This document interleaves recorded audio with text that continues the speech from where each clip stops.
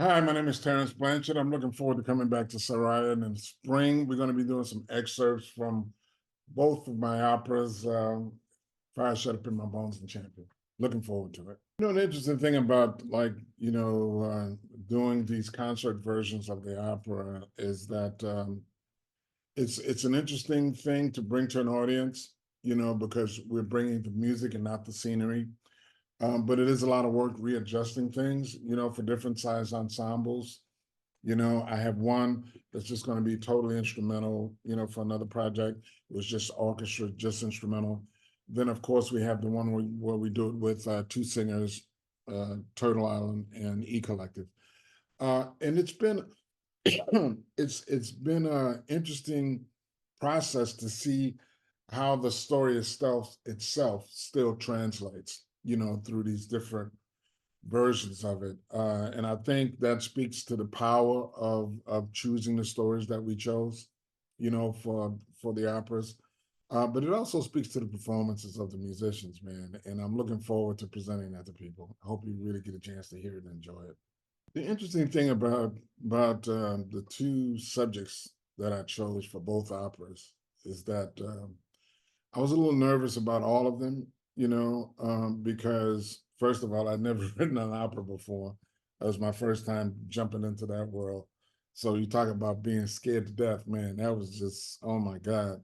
But luckily, my composition teacher, Roger Dickinson, is a person that I always call when I have these big moments in my life, and he calmed me down by saying, stop thinking about writing an opera, just tell a story. And when he told me that, it put everything into context for me. I kept thinking about the history of opera, all of the great composers that have come before me. And when he told me that, I threw all of that away. And I said, you know what? This is just what I do. This is how I compose and how I tell stories. If it goes well, it goes well. If it doesn't, I can go back to playing my horn and be cool. you know, that's literally how I thought about it. I'm like, just go for it and see what happens, man. If it doesn't work out, man, you got something else to fall back on. But having said that, I couldn't have started both projects with a better group of people than Opera Theater St. Louis. They were the ones who commissioned both operas, and it's an organization that is so committed, to the world of opera that they do operas in English. They do some of the classics, they translate them to English because they want to have a broader audience and have people really come in and have a really great experience, listening to these great works. And having said that, they literally stepped me through the process.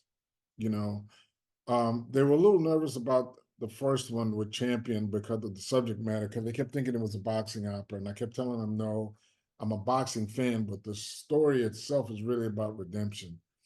And once we started to really delve into that, you know, that really opened up Pandora's box, for me, because to see the reaction that people had to Champion made me feel like we were on to something, in terms of telling stories that people wanted to experience. And I'll give you an example.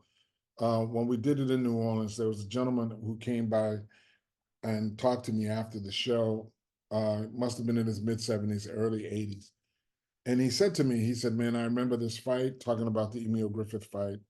And he said, if this is opera, I'd come. And that was a big wake up call for me. So when it came time to do Fire Shut Up in My Bones, I just tried to go further down that road, having a little more confidence, having one under my belt. And that was the first one that we did at the Met. And I have to tell you, when we did it at the Met, um, that was an experience, for so many reasons. I think that was just a moment in time that was well beyond me. I was just like a kind of a cog in the wheel, so to speak, because there were so many people who had come to that performance who had never been to the Met before. And I think a lot of it was because they were intimidated by the whole notion of what opera is, intimidated by the building itself. But the fact that I was doing it, I was a jazz musician that a lot of people knew, it kind of gave them license and made them feel comfortable stepping through the doors. And once they did, and experienced the opera at the Met, we found out that a lot of those people started buying tickets to other performances and other productions that season, which is the goal anyway. But the other part of it for me that was so rewarding was the fact that there were so many young, talented singers who got a chance to show themselves in a very different way. And I'll explain that. A lot of African American singers, when they get into the world of opera, they come from either the church, singing jazz, or singing pop music or rhythm and blues, right? And they're always told to turn that off when it comes time to sing Puccini, which makes sense. I get it. But with these operas, we had a big discussion about it. And I said, I want you to bring all of that culture back to these performances. That means how you shade, you can shade, phrasing, how you can be a little looser with phrasing, how you can bring in your church background. And I remember Angel Blue, when she did Peculiar Grace in rehearsal, she said, "Is it okay?" I said, "Sure." And she started to mix in her operatic voice with her church voice, and there wasn't a dry eye in the place, you know. And that was the moment where we figured out that, what we're doing is a little different, you know, but it also married with Camille Brown's choreography in a great way. And she did a ballet to open up the second act, but then there's a step show that she had done that got a standing ovation every night. And what it really opened my eyes to was how many groups of people of different demographics have been overlooked by the operatic world, you know. And that's something that we're trying to really slowly turn around. As you noticed, the Met went out and did X, which had been done years ago, but never at the Met. And then they've commissioned some other people from other different ethnic backgrounds and gender backgrounds to create operas for the Met. And I think that is probably that's the biggest thing that I'm proud of the most, is the fact that we're opening up the Met for other stories to be told, for other people to see their culture on the stage of the Met.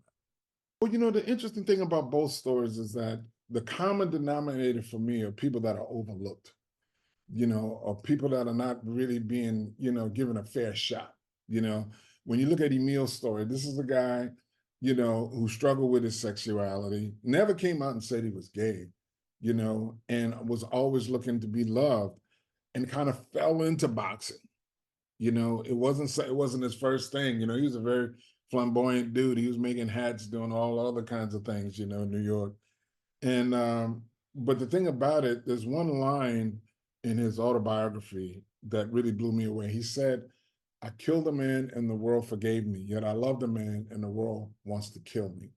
You know, and with Charles Blow's story, there's a similar connection in that both men were gay. It wasn't necessarily about that, even though that's a big part of both stories. For me, it's this whole notion of other, being the other, when most of those others are the ones that kind of advance our social situation, advance our communities, And for me, Emil's story was amazing because he became welterweight champion and couldn't celebrate that openly with somebody that he loved, you know. And Charles being molested by a family member, questioning his own sexuality, turning into one of the most heralded and premier journalists of our time. You know, to me, that there's something there, in both stories about forgiving yourself and being able to move on, and using those situations as a springboard. Because Charles said something at the premiere of Fire, because I didn't let him come to any rehearsals, and hey man, at the time I thought it would be great to surprise him, right? But I'm like, this is this man's story. So the night of the premiere, I was scared to death. I'm like, man, what if he hates this? This is gonna be awful. So, we're getting ready to do the curtain call, and I walk up to him kind of gingerly at the end of the thing. I said, "Are we okay? We good?" And then he goes, "Yeah, yeah, yeah." He says, he says, "This helped me realize I'm not that person anymore." That was profound. That was profound when he said that, because it meant that no matter what our circumstances are, we're not beholden to those. We could always move forward and create a new story. We always have that opportunity and ability. That's the thing about the beauty of a brand new day, as the saying goes. And he took advantage of those. And that's what I think both operas are about. New days, forgiving ourselves and being able to move forward. I don't want women to get upset with me. I really don't, because I don't mean it totally like this. But dude, it's like having a child. You know what I mean? It's like I watched my wife go through having a child, and I'm sitting there going, "Wow, that was the most amazing and painful thing to watch." And then as soon as that kid comes here, she goes, "Can't wait to have another one." I'm like, "Excuse me?" You know what I mean? That was 9 months of like some serious things we had to deal with. So writing opera is kind of the same way. It's like, once it's done, you see it on stage, you see the whole thing come together. I get excited by everybody else's contribution, because I'm writing the music, but somebody else is writing the words, somebody else is blocking it. The singers are putting their own inflections on these melodies. Then we have costumes and lighting and all of that stuff. And when it comes together, you go, "Wow, it's a serious drug." You go, "Wow, that was an amazing experience. Can't wait to do another one." And then as soon as you start the next one, you go, why did I agree to do this, man? This is going to be 2 years of my life. That's So funny. yeah, I mean, we're talking about doing another one right now. We're just trying to pick a topic. The film scoring background helped me a great deal in terms of being able to tell these stories, because one of the things about dealing in film, you have light, dark, happiness, sorrow, pain, joy, all of those things you start to experience musically. You bring all of that stuff to bear. Like you said earlier, the trick for me, excuse me, like you said earlier, the trick for me was, how do I do that with the voice? Because while the cello range may be like this, the vocal range is like this. And being able to keep people's interest for 2 hours listening to these voices and having a limited range, that's the tough part, you know. But also the thing that saves you, really, to be honest, a great performance. You know what I mean? When you have Angel Blue, when I mean when you have Eric Owens, I mean the list is endless, man. When you have all of these, I mean Latanya Moore, I can't name them all, but when you have all of these people breathing life into these lines, man, it goes well beyond anything that I could have imagined. You know, and that also is the drug. There's a fascination in me seeing how it all comes together, you know. And I think the thing that's like really exciting about it all is that opening night, because man, they do a lot of rehearsing, a lot of prep work, and then they get to that moment where they just all let it go and just go out and have fun.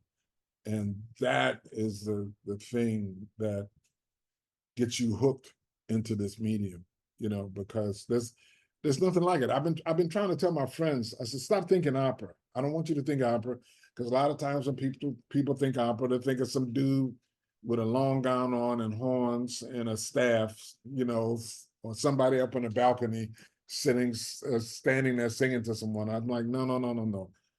Opera is the highest form of musical theater you'll ever experience. That's what I like to think of. So yeah, I mean, what we've done, obviously, I wanted to travel with a 70-piece orchestra, but nobody wants to pay for that.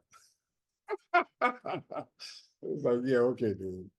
Uh, so what we've done is, I've been working with the Turtle Island String Quartet, and we've pared everything down to the E Collective, Turtle Island String Quartet, and 2 vocalists. And I have to tell you, it's been working rather well. I mean, it's been like a lot of fun because even with my group, there's one portion of it where it's just keyboard. Taylor playing these certain types of sounds, and then the female vocalist will come in. It's been it's been magical, doing it. And the more we do it, it's like anything else. The deeper we've been getting into it, you know. So it's been a really, really, really, really great experience. And I think people will love to see that aspect of it, because what tends to happen is, we open up the show with the collective in Turtle Island. And then when we bring the singers on, sonically your ears adjusting to the colors that we have on stage. And then what tends to happen when the singers come on, people get into the story, and then they forget that it's a string quartet and my band and sing. They're just engrossed by the story itself. That's the beautiful thing about these performances that I want people to experience, is that throw away the whole notion of it being a jazz band or a string quartet or anything like that. We're really there to give you a small glimpse of what it is to experience this story on the stage.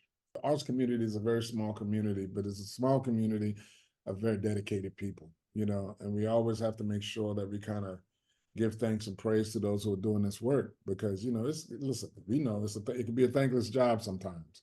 You know what I mean? Yeah. Right? But at the end of the day, one of the things that I always talk about is that, there's probably another kid just like me who's watching these things who we have no clue about. I mean, because when I told man, I can't think of his name now. When I told the trumpet player what he meant to me, he didn't even remember coming to my elementary school. Jeez. But he came to my elementary school and he gave us demonstration of the New Orleans style, jazz, and I heard he was a trumpet player, and that's all I heard. I didn't hear nothing else. I went home that day and told my dad I wanted to play the trumpet because of him. Alvin Alcorn. That was Yeah. it. Cool. Alvin Alcorn. So I mean, we have to continue to do this work because we believe in it, but we also have to do it for those next generations that are coming along.